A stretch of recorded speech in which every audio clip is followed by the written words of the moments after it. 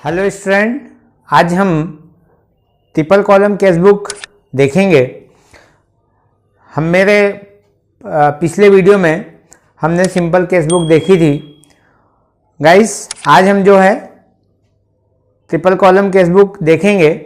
Triple column cash book समझने के पहले मैं आपको उसका मीनिंग बता देता हूँ। त्रिस्तंभी रोकड़ बही ट्रिपल कॉलम कैश बुक किसे कहते हैं? तो गाइस, ऐसी रोकड़ बही जिसमें रकम के लिए 3 कॉलम बनाए जाते हैं। ऐसी रोकड़ बही जिसमें रकम के लिए 3 कॉलम बनाए जाते हैं उसे ट्रिपल कॉलम कैश बुक कहते हैं, जिसमें डिस्काउंट होता है, कैश होता है और बैंक होता है। गाइस, इस कैश बुक में हम जो है बैंक से संबंधित व्यवहारों का लेखा भी करते हैं। गाइस, आइए देखिए, सबसे पहले हम इसके कॉलम समझ लेते हैं। हमारी जो सिंपल कैश बुक है उसमें 10 कॉलम होते हैं, 5 डेबिट साइड में और 5 क्रेडिट साइड में। हमारी जो डबल कॉलम कैश बुक होती है उसमें 12 कॉलम होते हैं, दोनों साइड में डेबिट और क्रेडिट में जो है डिस्काउंट का उसमें बढ़ जाता है। और ये जो हमारी ट्रिपल कॉलम कैश बुक है गाइस, इसमें 14 कॉलम होते हैं, 7 डेबिट पक्ष में और 7 क्रेडिट पक्ष में। गाइस, यहाँ बैंक से संबंधित जो लेन देन होते हैं उनका लेखा भी इसमें किया जाता है। आपके अकाउंट में पैसे आप जमा कर रहे हैं और आपके अकाउंट से आप पैसे निकाल रहे हैं, तो उसका लेखा भी यहाँ पर किया जाता है। आइए गाइस, पहले हम जो है इसके कॉलम देख लेते हैं। इसमें 14 कॉलम होते हैं, 7 डेबिट पक्ष में और 7 क्रेडिट पक्ष में। गाइस, मेरा आपसे एक आग्रह है कि जब भी आप ऐसी लाइन खींचें डेबिट और क्रेडिट वाली, तो आप जो है बीच में से पन्ना मोड़ लें और ये जो बीच वाली लाइन आप देख रहे हैं इसको थोड़ा सा डार्क कर दें। मेरा ये मानना होता है गाइस कि डेबिट और क्रेडिट 2 भाई हैं और 2 भाइयों में बराबर चीज़ें होना चाहिए। तो वैसे ही यहाँ पर जगह जो है आपको बराबर देना है। आप जब कॉपी में बनाते हैं तो कॉपी में आपको बराबर जगह डिवाइड करना है। डेबिट में 7 कॉलम और क्रेडिट में 7 कॉलम, तो उसकी जो जगह है वो बराबर होना चाहिए। गाइस देखिए, पहला column date, particular, voucher number, LF, discount, cash और बैंक, ये 7 कॉलम हो गए गाइस। फिर ऐसे क्रेडिट साइड के date, particular, voucher number, LF, discount, cash और बैंक। गाइस, ये क्रेडिट साइड में आपकी और ये डेबिट साइड में। तो गाइस, जैसे आपने सिंपल कैश बुक बनाया था वैसे ही आपको यहाँ पर ट्रिपल कॉलम कैश बुक भी बनाना है। केवल आपको क्या ध्यान रखना है, इसमें बैंक से संबंधित जो व्यवहार होते हैं उनको भी लिखेंगे। और गाइस, आप एक बात और ध्यान रख लें, इसमें काउंटर एंट्री आपको करनी है, विपरीत प्रविष्टि आपको करनी है। तो किन सौदों की विपरीत प्रविष्टि होगी वो भी मैं आपको बताता हूं गाइस। विपरीत प्रविष्टि करने के लिए 3 ऐसे सौदे हैं जिनके हम विपरीत प्रविष्टि करते हैं। बैंक में जमा करने पर, व्यापार के लिए बैंक से निकालने पर, वो प्राप्त हुआ चेक गाइस अगली तारीख को बैंक में जमा करने पर हम काउंटर एंट्री करते हैं। गाइस, इसके अलावा आप और भी याद रख सकते हैं। ऐसी एंट्री आपने जनरल बनाया है तो जनरल में ऐसी एंट्री जिसमें कैश और बैंक दोनों आते हों, यानी कि cash account debit to bank हो या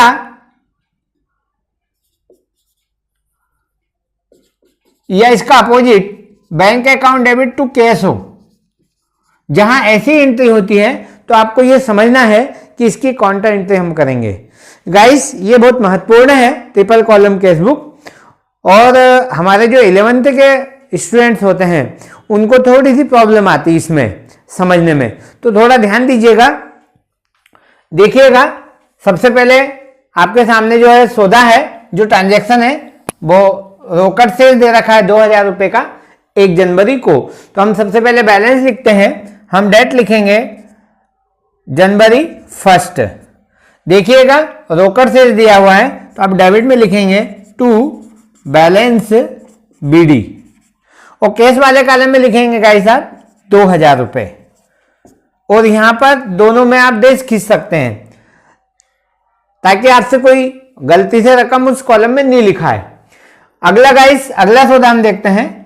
1 जनवरी को बैंक अधिविकर्ष है, बैंक ओवरड्राफ्ट, ओडी जिसको हम बोलते हैं गाइस। तो ओवरड्राफ्ट हमेशा क्रेडिट में जाता है बैंक वाले कॉलम में गाइस। आप अच्छे से जानते होंगे कि ओवरड्राफ्ट क्या होता है। हम लिखेंगे 2017 जनवरी 1, इसको आप लिखेंगे बाय बैलेंस बीडी, और आप लिखेंगे बैंक वाले कॉलम में 1000 रुपए। गाइस इसका मतलब होता है कि अभी आपके कैश इन हैंड जो है 2000 रुपए आपके पास हैं और 1000 रुपए आपका ओडी है, बैंक में आपका कोई बैलेंस नहीं है, ओडी है आपका 1000 रुपए। अगला सौदा हम देखते हैं गाइस, बैंक में जमा किए 3 जनवरी को, ध्यान से देखिएगा, बैंक में जमा करे 3 जनवरी को 1500 रुपए। तो पहले मैं आपको इसकी एंट्री बता देता हूं। बैंक में जमा करने पर, जैसा मैंने अभी आपको बताया था कि ऐसे व्यवहार 3 बताए थे जिनकी काउंटर एंट्री होती है बैंक में जमा करने पर, बैंक से कार्यालय के लिए निकालने पर, और प्राप्त चेक अगली तारीख को बैंक में जमा करने पर। तो गाइस ये देखिएगा वैसे ही सौदा है हमारा, बैंक में जमा हमने किए 1500 रुपए। तो हम इसकी जनरल एंट्री बनाते हैं गाइस। पहले मैं आपको इसकी एंट्री बता देता हूं, बहुत अच्छे से आप समझ पाएंगे उसमें। आप देखते हैं रिसीवर बैंक का है और आपके पास से जो कैश जा रहा है, तो उसका जब आप जनरल बनाएंगे तो उसका जनरल बनेगा बैंक डेबिट टू कैश। तो bank debit to cash guys, इसकी आपको काउंटर एंट्री करना है।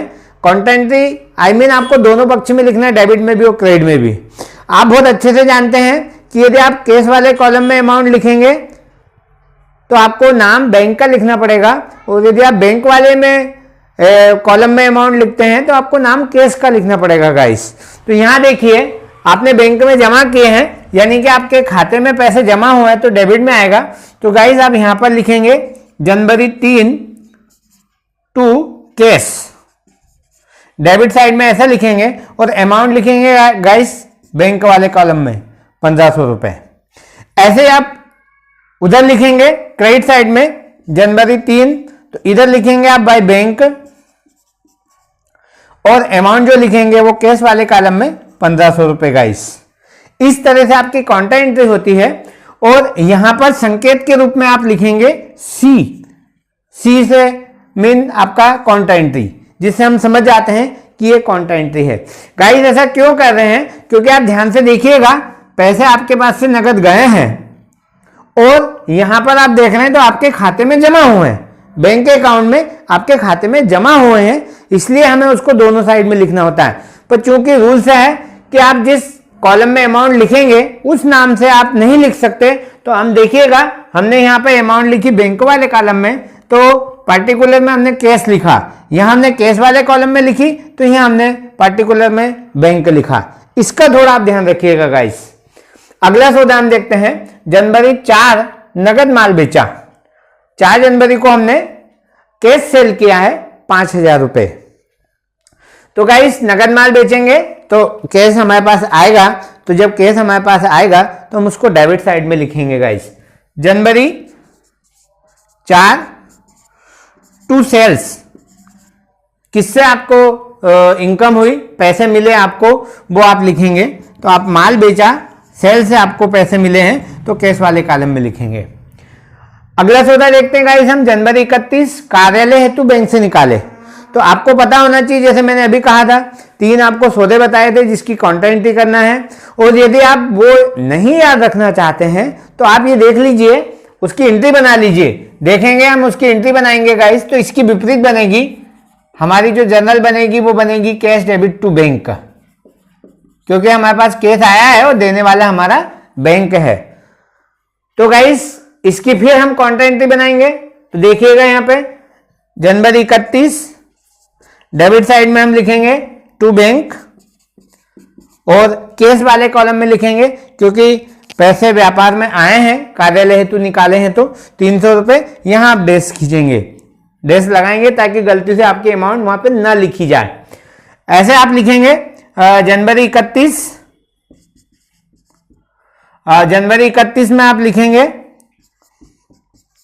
By cash,